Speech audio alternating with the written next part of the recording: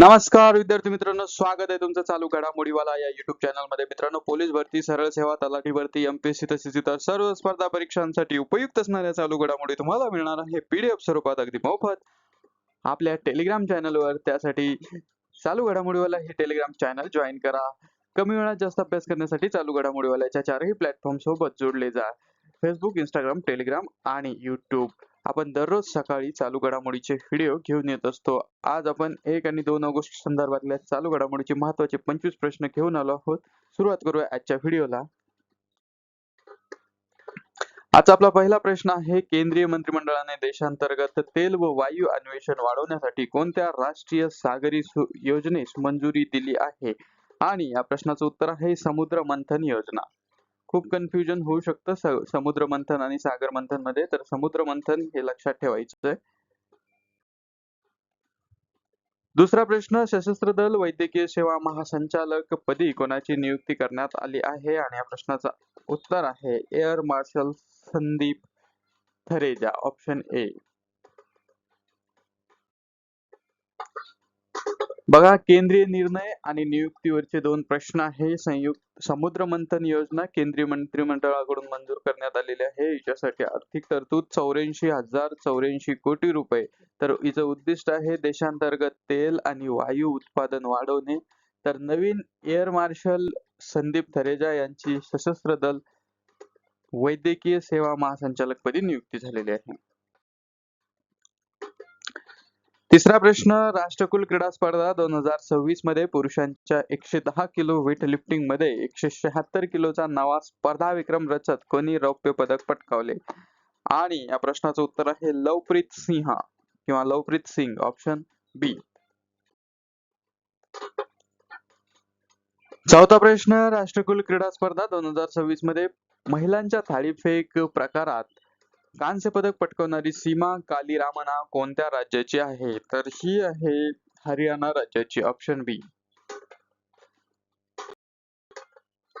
महत्वाची माहिती बघा, राष्ट्रकुल क्रीडा स्पर्धा 2026 मध्ये लवप्रीत सिंग याने 110+ किलो वेट लिफ्टिंग म्हणजे वजन उचलण्यामध्ये एकूण 388 किलो उचलून रौप्य पदक आणि स्नॅच मध्ये 176 किलो असा स्पर्धेचा विक्रम केलेला आहे. तर सीमा कालीरामना यानं थाळीफेक मध्ये 58.65 मीटर फेकीसह कांस्य पदक पटकावलेलं आहे. ही हरियाणा या राज्याची आहे. पाचवा प्रश्न बघा, भारतीय रेल्वेने पहिल्यांदाच सुरत ते अहमदाबाद दरम्यान कोणत्या ट्रेनद्वारे जिवंत हृदय यशस्वीपणे पोहोचवले? आणि या प्रश्नाचं उत्तर आहे वंदे भारत एक्सप्रेस. खूप महत्वाचा प्रश्न आहे, ऑप्शन बी.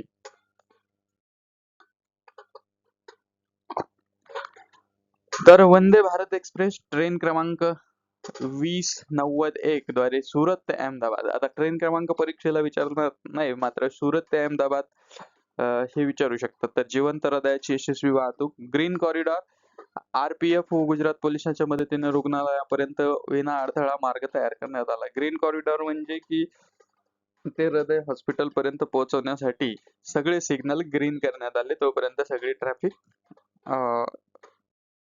थांबवण्यात येते. 6वा प्रश्न: इटलीचे माजी दिग्गज खेळाडू फ्रँको बारेसी यांचे निधन झाले. ते कोणत्या खेळाशी संबंधित होते? तर ते होते फुटबॉलशी संबंधित, ऑप्शन बी.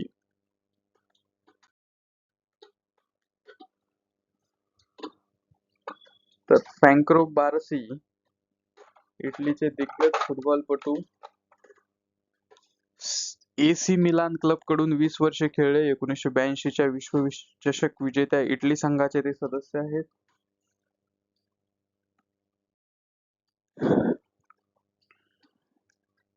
अपेडाद्वारे कर्नाटकातील नीलम आणि तोतापुरी आंब्याची प्रथमच कोणत्या देशात हवाई मार्गे निर्यात करण्यात आली? आणि या प्रश्नाचं उत्तर आहे मालदीव, ऑप्शन बी. कृषी निर्यात, आंबा निर्यात, कर्नाटकातील कोलार जिल्ह्यातील नीलम आणि तोतापुरी आंब्याची मालदीवला निर्यात. भारतीय लष्कराने बीपीसीएलच्या सहकार्याने अतिथंडीच्या प्रदेशासाठी कोणते विशेष डिझेल विकसित केले आहे? तर हे डिझेल आहे XWG डिझेल.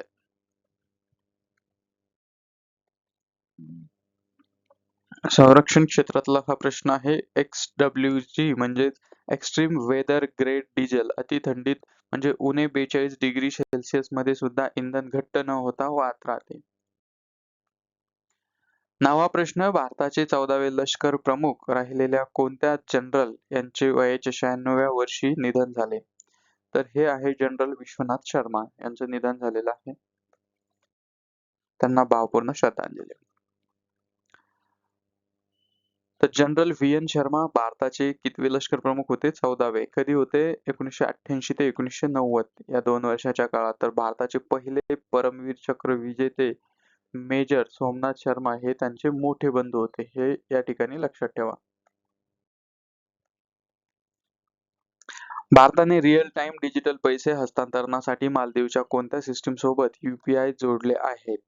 आणि या प्रश्नाचं उत्तर आहे फवारा. Option A.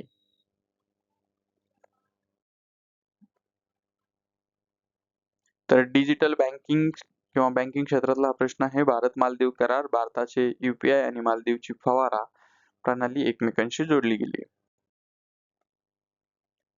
11वा प्रश्न, IAS अधिकारी विकास पानसरे यांची कोणत्या विभागाच्या संचालकपदी नियुक्ती करण्यात आली आहे? आणि या प्रश्नाचं उत्तर आहे पर्यटन संचालनालय. ऑप्शन बी. 12वा प्रश्न, आंतरराष्ट्रीय फुटबॉल महासंघ फिफाच्या अध्यक्षपदी सध्या कोण कार्यरत आहे? आणि या प्रश्नाचं उत्तर आहे आंतरराष्ट्रीय फुटबॉल महासंघच्या अध्यक्षपदी जियानी इन्फॅन्टिनो.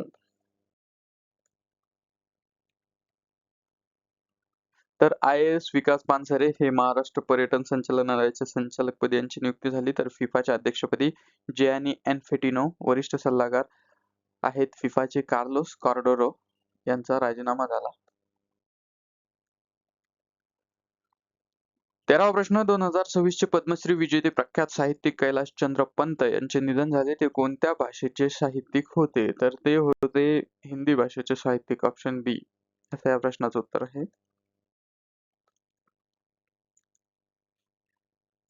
कैलाशचंद्र पंत प्रख्यात हिंदी साहित्यिक व शिक्षणतज्ञ. जानेवारी 2026 मध्ये त्यांना पद्मश्री प्रदान करण्यात आला.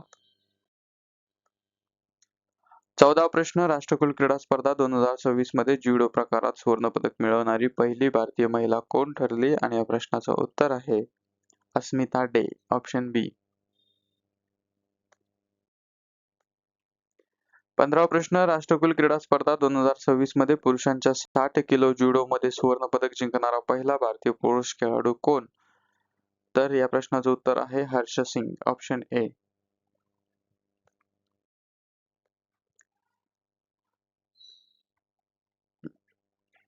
अस्मिता डे 48 किलो राष्ट्रकुल ज्युडोत सुवर्णपदक मिळवणारी पहिली भारतीय महिला. हर्ष सिंग 60 किलो राष्ट्रकुल ज्युडोत सुवर्ण मिळवणारा पहिला भारतीय पुरुष.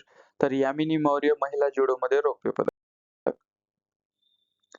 16वा प्रश्न, कसोटी सामन्यात सलग 5 षटकात एकही धाव न देता 5 विकेट घेणारा जस्टिन ग्रीव्हज कोणत्या देशाचा खेळाडू आहे? तर या प्रश्नाचं उत्तर आहे वेस्ट इंडिज. Option B. 17वा प्रश्न, जुलै 2026 मध्ये मलबार गोल्ड अँड डायमंड्सच्या ब्रँड अँबॅसेडर पदी कोणाची नियुक्ती झाली आहे? तर ही नियुक्ती झालेली आहे महेंद्रसिंग धोनी. ऑप्शन बी.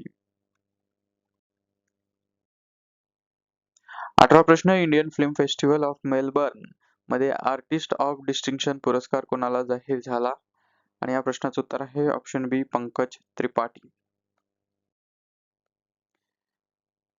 19वा प्रश्न, राष्ट्रीय कृषी विकास योजनेच्या दुसऱ्या हप्त्यासाठी पात्र ठरणारे पहिले राज्य कोणते? आणि या प्रश्नाचं उत्तर आहे महाराष्ट्र. ऑप्शन बी.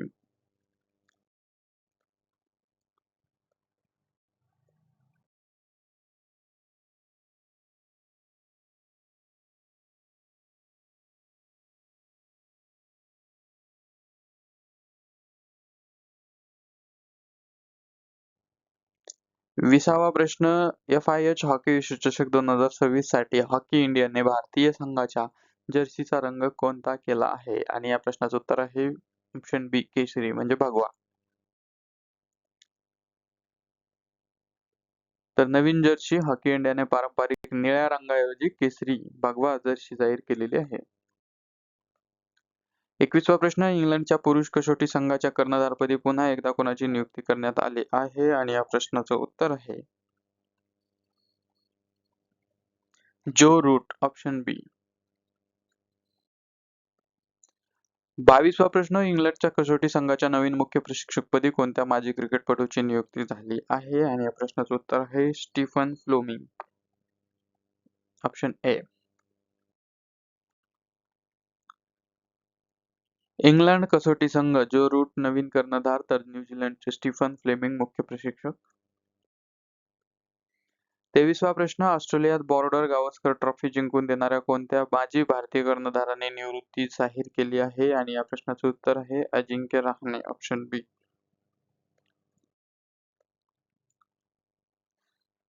तर अजिंक्य रहाणे क्रिकेटच्या सर्व प्रकारातून निवृत्तीची घोषणा केलेली आहे अजिंक्य रहाणे यांनी. 24वा प्रश्न, राष्ट्रकुल क्रीडा स्पर्धा 2026 मध्ये पुरुषांच्या पॅरा 100 मीटर T47 शर्यतीत सुवर्णपदक जिंकणारा दिलीप गावित कोणत्या खेळाशी संबंधित आहे? तर हा आहे धावणे, ॲथलेटिक्स, ऑप्शन बी. 25वा प्रश्न, सलग 2 राष्ट्रकुल स्पर्धांमध्ये 2022 व 26च्या लांब उडीत पदके जिंकणारा पहिला भारतीय पुरुष खेळाडू कोण? तर हा आहे मुरली श्रीशंकर, ऑप्शन बी. राष्ट्रकुल 2026 athletics, Dilip Gavit para 100 metre T47 शर्यतीत सुवर्णपदक, मोहम्मद बासिल याला रौप्य पदक, तर मुरली श्रीशंकर लांब उडीत 8.09 मीटर अंतरासह रौप्य पदक, सलग 2 राष्ट्रकुल पदक विजेता. तर मित्रांनो, हे होते 1 आणि 2 ऑगस्ट संदर्भातल्या महत्त्वाच्या चालू घडामोडी. आजचा व्हिडिओ तुम्हाला कसा वाटला ते कमेंटमध्ये नक्की कळवा. कमी वेळात जास्त अभ्यास करण्यासाठी चालू घडामोडीवाल्याच्या 4ही प्लॅटफॉर्म YouTube, Instagram, Facebook आणि Telegram सोबत जोडले जा. सगळ्यांची लिंक डिस्क्रिप्शनमध्ये दिलेली आहे. मोफत PDF तुम्हाला डिजिटल PDF आपल्या टेलिग्राम चॅनलवर मिळून जाईल, ज्याची लिंक डिस्क्रिप्शनमध्ये दिलेली आहे. जास्तीत जास्त या गोष्टीचा फायदा घ्या. हा व्हिडिओ शेवटपर्यंत बघितल्याबद्दल मनपूर्वक धन्यवाद. भेटूया उद्याच्या व्हिडिओत. Thank you so much.